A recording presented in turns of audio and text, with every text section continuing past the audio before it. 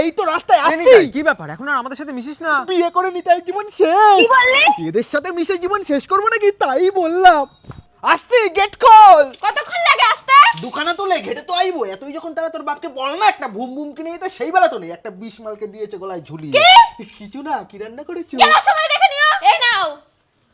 আজও ডালার ভাত। আরে গরু ছাগল ডেলি আলাদা আলাদা শাকসবজি খায়, আর তুই ডেলি এক পিন্ডি রান্না করবি। তোর পিন্ডি তুই গেল। নিতাইকে বাঁচা ভাই। তোমরা সরে যাও, আজকে শেষ। তোর হাত আজকে কেটেই ফেলবো। কেন, আমি কি তাজমহল বানানোর মিস্ত্রি নাকি? আমার হাত কেটে ফেলবি? আবার কথা বলিস, আমি কষ্ট করে রান্না করব, তুই বলবি আমি পিন্ডি বানিয়েছি, আবার ভাতের থালা ঠেলে সরিয়ে দিস। রোজ ডাল ভাত খেতে কার ভালো লাগে? আমাকে তোরা সেদ্ধ গেলায়, তোর বউ তো তাও ভালো। হ্যাঁ, ভাতের সাথে আবার ডালও বানায়। এবার নিতাই রাজা, তোমাকে কে বাঁচাবে? আমার কিচ্ছু বলবো না, যা পিন্ডি বানাবি চুপচাপ গিলে নেবো।